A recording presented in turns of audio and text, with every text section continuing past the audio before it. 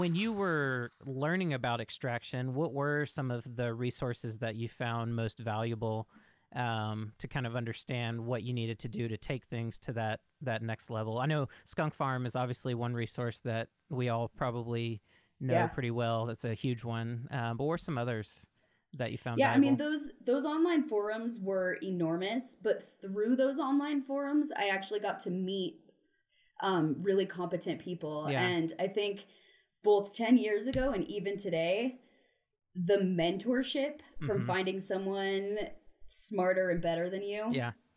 is the most valuable. Like, I look back on my career to some specific individuals who brought me in and were willing to, share what at the time was like trade secrets, Yeah. like the things that we just didn't discuss out loud, in part because it was illegal, but also in part, to keep our brands, Mm-hmm. unique.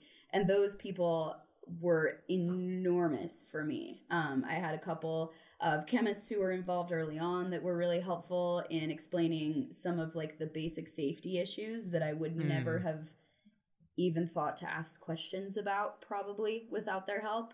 Not to mention just some, industry pioneers, people like Nick Tannum of Essential Extracts, who, was willing to teach me how to make bubble hash in his kitchen and, like get me involved in this industry when it was still barely an industry. We were barely for profit at the time. Right. So Yeah. Yeah.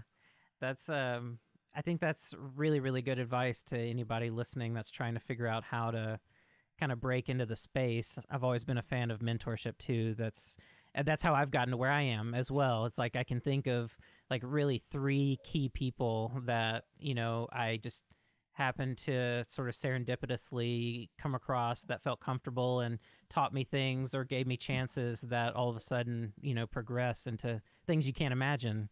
yeah, Um, absolutely. And we all learn that way. There's this common misconception in cannabis that like you've just got to be good at it. That like right. some of us are just gonna like stumble into a garden, get gifted the right clone, and the rest of it's gravy, Yeah. or like there's some kind of magic secret to it. But really, like, I've got one math teacher who made algebra click for me. Like, Yeah. I Yeah. remember two English teachers that, made an impact on my love of literature or my language today. Most of the time, like, we need someone else to help us, Yeah. cultivate our passion. And I think that's really valuable. For example, the person who started my extraction career, Nicholas Tannum, he works in a completely different section of the industry now. Like, I learning under him, kind of gave me the insight that I needed to know where I wanted to go and that it was different. Yeah. Yeah. These kinds of lessons are something that I wouldn't have learned if I didn't get that exposure early on. And, that's, as an educator, that's one thing that I see most in students, is that people think that it's supposed to come easily. Mm-hmm.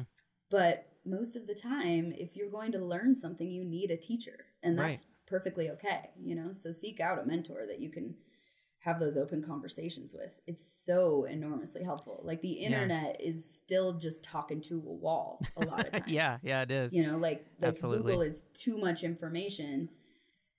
If I ask my friend what to Google, they're going to give me better search words. Right. So Right. Yeah. No, it's a really good point. And a big part of the role of a mentor is sort of helping you craft perspective. And right. so, when you work with someone like that that's knowledgeable, you walk away seeing things just totally different. And so you recognize different opportunities that you would have never seen before, or recognized where you fit, I guess, Yeah, into a grander scheme of things. That can be really, absolutely. really valuable.